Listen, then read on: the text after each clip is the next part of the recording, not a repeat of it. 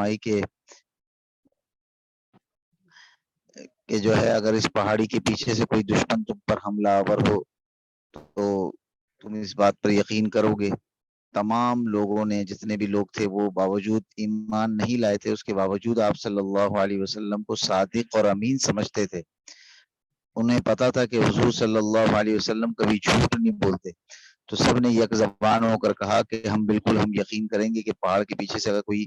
دشمن حملہ آور ہوگا تو ہم آپ کی بات کو مانیں گے۔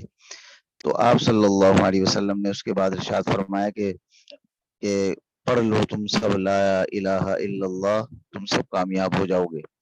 تو یہ اہل عرب تھے، سمجھتے تھے کہ اگر ہم یہ کلمہ پڑھ لیں گے تو ہمارے سارے جو ہم نے بت بنائے ہوئے ہیں، جن سے ہم مانگتے ہیں اللہ کے علاوہ، تو وہ سارا مانگنا ہمارا بند ہو جائے گا۔ تو انہوں نے بجائے اس کے کہ بات کو مانتے، برا بھلا کہنا شروع کر دیا۔ ابو لہب جس کا ذکر تبت یدا ابی لہب و تب، سورۃ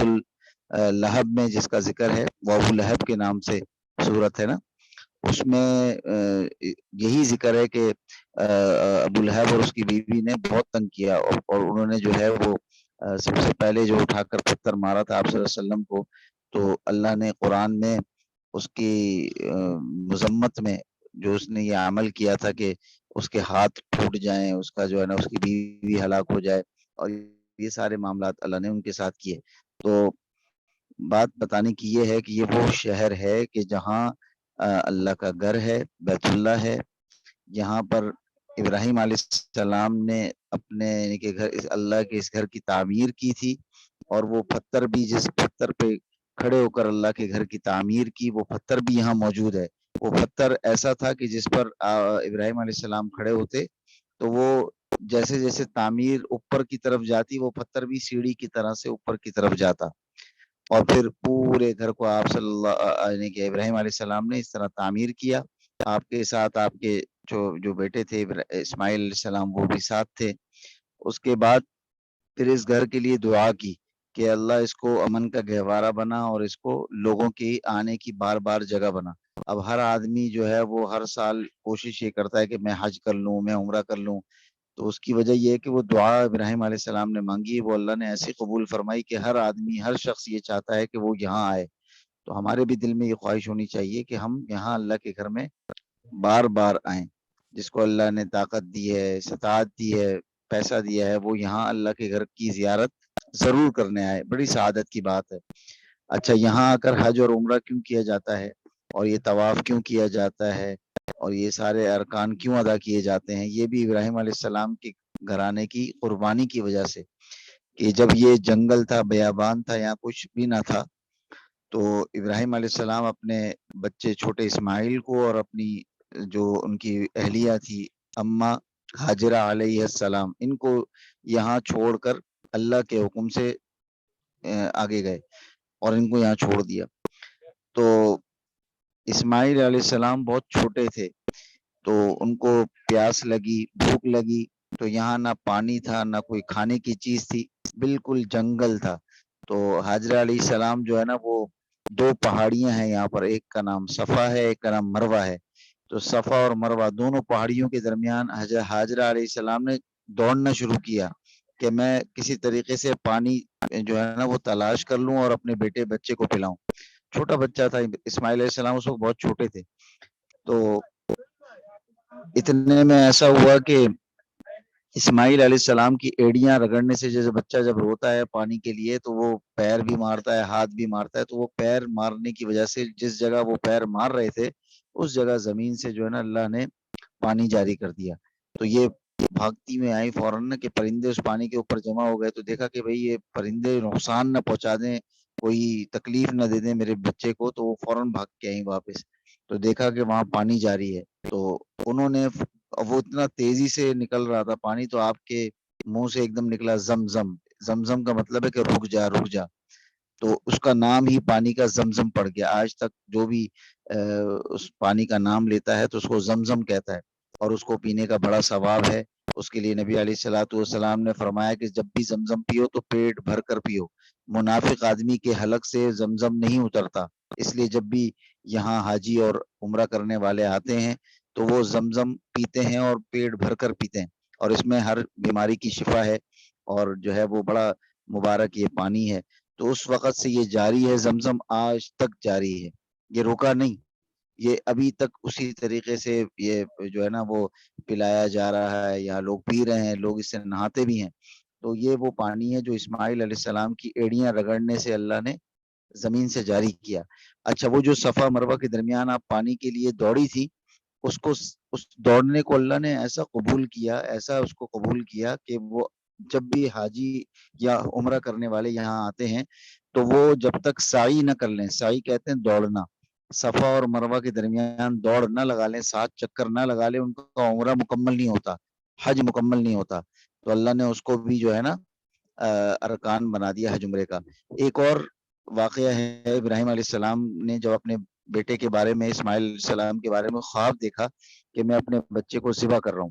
یعنی کہ چھری سے ذبح کر رہا ہوں، تو اس خواب کو یعنی کہ پورا مکمل کرنے کے لیے اسماعیل علیہ السلام کو لے کر چلے وہ، کہ میں جو خواب مجھے اللہ نے دکھایا یہ وحی ہے، اور یہ میں اپنا یہ کام مکمل کروں گا۔ تو اسماعیل علیہ السلام کو لے کر چلے، اور پھر جو ہے وہ وہاں ایک جگہ راستے سے جا رہے تھے تو شیطان نے ان کو بہکایا کہ بھائی اتنے بڑھاپے میں آپ کو یہ بچہ ملا ہے، آپ اس کو اتنی چھوٹی عمر میں اس کو جو ہے نا ذبح کرنے جا رہے ہیں۔ تو ابراہیم علیہ السلام نے اس کو کنکر مارے، پتھر مارے، پھر دوسری جگہ بھی ایسا ہوا، پھر تیسری جگہ بھی ایسا ہی ہوا، اس نے بہکایا، آپ نے اس کو پتھر مارے۔ تو وہ عمل اللہ نے آج حاجیوں کے لیے ضروری قرار دے دیا ہے کہ جب بھی کوئی حاجی حج کرنے آئے گا تو 3 جگہ شیطان اس کی جگہ بنا دیے، یہاں پر اس کو کنکر مارے گا، 7 کنکر ایک دفعہ میں، اور اس کو کنکر مار کے پھر دوسرے والے کو مارے گا، پھر تیسرے والے کو مارے گا، تینوں جگہ پر اسی طرح کنکر مارے گا جیسا کہ ابراہیم علیہ السلام نے مارے۔ پھر ابراہیم علیہ السلام نے جب چھری چلائی اسماعیل علیہ السلام کے گلے پر تو وہ چھری چلی نہیں، تو انہوں نے پھر پتھر سے تیز کی کہ بھائی یہ چھری کو کیا ہوا، تو پھر دوبارہ چلائی تو پھر نہیں چلی، پھر انہوں نے پتھر پر چلا کے دیکھی تو پتھر کٹ گیا، لیکن وہ اسماعیل علیہ السلام کا گلا نہیں کٹ رہا۔ تو پھر اللہ کے حکم سے پھر انہوں نے دوبارہ چھری چلائی تو اسماعیل علیہ السلام وہاں سے ہٹ کے اللہ نے جنت سے ایک جانور مینڈے کی شکل میں وہاں چھری کے نیچے دیا، اور وہ اس کی قربانی ہوئی۔ تو آج جتنے بھی حاجی حج کرنے آتے ہیں تو وہ اس جگہ کی قربانی، اس جگہ پر جو ہے حج کر کر قربانی ادا کرتے ہیں، یہ بھی ایک سنت عمل ہو گیا۔ تو جتنے بھی ارکان یہاں ہوتے ہیں وہ ابراہیم علیہ السلام کے گھرانے کی جو قربانی ہے اس کی وجہ سے ہوتے ہیں۔ تو یہ وہ شہر ہے جہاں حضور صلی اللہ علیہ وسلم پیدا ہوئے، اور آپ صلی اللہ علیہ وسلم نے اسلام کی دعوت دی، پھر اس کے بعد یہاں سے ہجرت کر کر مدینہ تشریف لے گئے، پھر فتح مکہ کے وقت دوبارہ یہاں تشریف لائے، اور پھر اسلام کو اللہ نے فتح نصیب فرمائی، اور پھر یہ وہ بیت اللہ اللہ کا گھر ہے کہ جہاں زمزم ہے، جہاں مقام ابراہیم ہے، جہاں صفا مروہ ہے، جہاں جو ہے وہ بیت اللہ ہے، بیت اللہ میں حجر اسود ہے جس کو چومنا بڑا ثواب ہے، اور یہ 7 چکر طواف کے جو لگائے جاتے ہیں وہ سارے ارکان یہاں ہوتے ہیں۔ یہاں عبادت ایک نیکی کا ثواب 1,00,000 نیکی کے ثواب یعنی کہ اس کے برابر ہے، یعنی کہ کوئی ایک نیک عمل جیسے سبحان اللہ، جیسے ابھی میں نے پڑھا ہے نا، یہ ایک مرتبہ سبحان اللہ پڑھنا یہاں پر 1,00,000 سبحان اللہ پڑھنے کے برابر ہے، 1,00,000۔ تو بڑی برکتوں والی جگہ ہے، اللہ تعالیٰ نے مجھے نصیب کی ہے، اللہ تعالیٰ آپ سب کو بھی یہاں آنا نصیب کرے، اور جو اسکلز ہاؤس کے ذریعے سے آپ میٹنگ میں میرے ساتھ شریک رہے تو آپ کا بہت بہت شکریہ۔ یہ یہاں کے تھوڑے سے مناظر میں آپ کو دکھاتا ہوں کہ یہ پیچھے دیکھیں لوگ بیٹھے ہوئے ہیں، سارے لوگ نماز کوئی ذکر کر رہا ہے، کوئی قرآن کی تلاوت کر رہا ہے، کوئی جو ہے وہ تسبیحات کر رہا ہے، کوئی یہ دیکھیں سارے لوگ اپنے کاموں میں مشغول ہیں، اللہ کا ذکر کر رہے ہیں، اور یہ مسجد حرام کی چھت ہے، یہ دیکھیں یہ وہ 3 گنبد ہیں جو آپ لوگوں کو اذان کے وقت نظر آتے ہوں گے، یہ اور یہ اس کا جو مینار ہے مسجد کے مینار، یہ 2 یہ مینار ہیں، اور پھر یہ 2 ادھر یہ پیچھے نئے بن رہے ہیں ابھی مینار، یہ سارے یہ بڑی برکتوں والی جگہ ہے، بہت لوگ یہاں پر حج کے لیے آتے ہیں، عمرے کے لیے آتے ہیں، تو یہاں آنا بڑی سعادت کی بات ہے، اللہ تعالی ہم سب کو یہ سعادت نصیب کرے۔ اور ابھی مختصر سی دعا کر لیتے ہیں کیونکہ یہاں دعائیں قبول ہوتی ہیں، ہر جگہ دعا قبول ہوتی ہے، یہاں پر طواف کے دوران قبول ہوتی ہے، صفا مروہ پہ قبول ہوتی ہے، بیت اللہ کو دیکھنے دیکھ کر دعا مانگی جائے وہ قبول ہوتی ہے، حجر اسود کو چوم کر جو دعا مانگی جائے وہ قبول ہوتی ہے، ہر طواف کے چکر میں دعا قبول ہوتی ہے، ہر جگہ یہاں دعا قبول ہوتی ہے۔ تو یہ دعاؤں کی قبولیت کی جگہ ہے۔ اللہ تعالیٰ نے مجھے ذریعہ بنایا آپ حضرات کے لیے کہ میں یہاں دعا مانگوں، آپ سب اس پر آمین کہیں اور سب کے لیے دعا کریں، اپنے گھر والوں کے لیے، اپنے دوست احباب کے لیے، اپنے تمام رشتہ داروں کے لیے، تمام امت مسلمہ کے لیے اللہ تعالیٰ سب کی مغفرت فرمائے، سب کو اپنے گھر آنے کی توفیق عطا فرمائے، سب کے لیے راستوں کو آسان فرمائے، یہاں آنا سب کے لیے آسان فرمائے، حج کی سعادت سے نصیب فرمائے، عمرے کی سعادت نصیب فرمائے، تمام مسلمانوں کو ہدایت عطا فرمائے۔ دعا کر لیتے ہیں، درود شریف پڑھ لیں تمام حضرات۔ اور تمام بچوں کو میری ریکویسٹ ہے کہ کوئی بھی مائک پر آمین نہیں کہے، بس ایسے ہی آمین کہہ دیجیے گا یا پھر ٹائپ کر لیجیے گا تاکہ ڈسٹریکشن نہ ہو انشاءاللہ، تاکہ کنسنٹریٹ اور فوکس رہے۔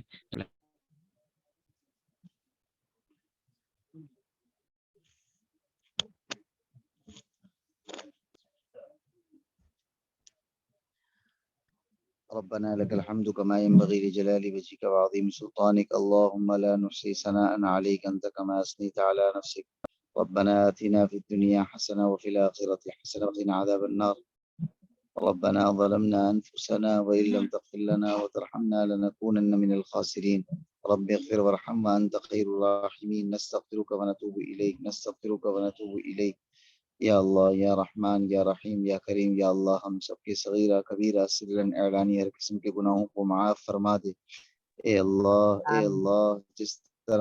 جس طرح تو نے ہمیں اسلام کی دولت سے، ایمان کی دولت سے نوازا ہے، اے اللہ اپنے گھر آنے کی یا اللہ توفیق عطا فرما دے،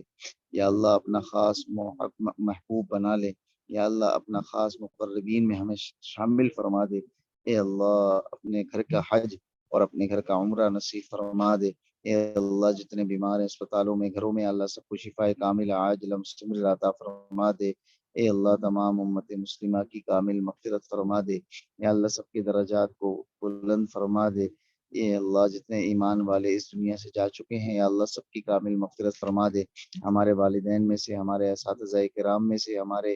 تمام اسلاف جتنے بھی ایمان والے اس دنیا سے جا چکے ہیں اللہ سب کی کامل مغفرت فرما دے، سب کے درجات کو بلند فرما دے، سب کو اعلیٰ علیین میں جگہ عطا فرما دے، ہم جتنے اس دھرتی پر بسنے والے ہیں، جتنے ہم لوگ ہیں، اے اللہ ہم سب کو صراط مستقیم پر چلنے والا بنا دے، نبی علیہ الصلوۃ والسلام کی کامل اتباع نصیب فرما دے، آپ کی کامل شفاعت نصیب فرما دے، آپ کی کامل محبت نصیب فرما دے، اے اللہ دین پر چلنا نصیب فرما دے، 5 وقت کی نماز پابندی کے ساتھ جماعت سے پڑھنے والا بنا دے، اے اللہ والدین کا فرما بردار بنا دے، اے اللہ والدین کی آنکھوں کی ٹھنڈک بنا دے، اے اللہ یا اللہ یا اللہ دینی کاموں میں یا اللہ بڑھ چڑھ کر حصہ لینے والا بنا دے، اے اللہ علماء سے محبت نصیب فرما دے، علماء سے تعلق نصیب فرما دے، اے اللہ اللہ والوں کی صحبت نصیب فرما دے، اے اللہ تبلیغ کے کام کے لیے ہم سب کو قبول فرما لے، اے اللہ دین کے جتنے شعبے کام کر رہے ہیں سب کو اخلاص نصیب فرما دے، اے اللہ سب کی محنتوں کو، کاوشوں کو قبول فرما لے،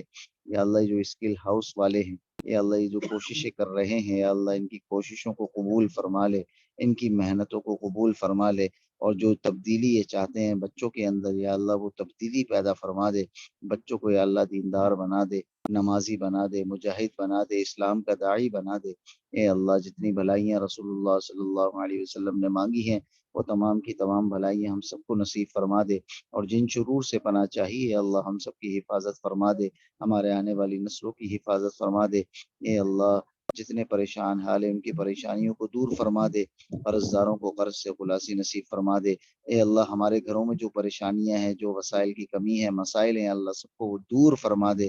مسائل کو حل فرما دے، اے اللہ جتنی پریشانیاں سب کو حل فرما دے، جو مانگ سکے وہ بھی عطا فرما، جو نہ مانگ سکے اپنی شان فضل کے مطابق اپنے غیب کے خزانے سے بن مانگے عطا فرما، ہماری دعاؤں اور آمین کو اپنے دربار کی اس حاضری کو قبول فرما،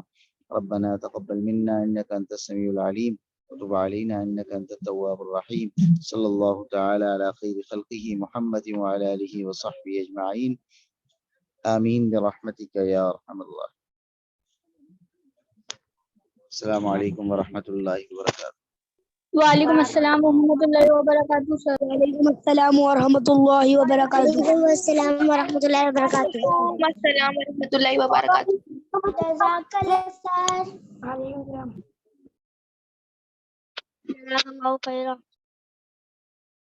جزاک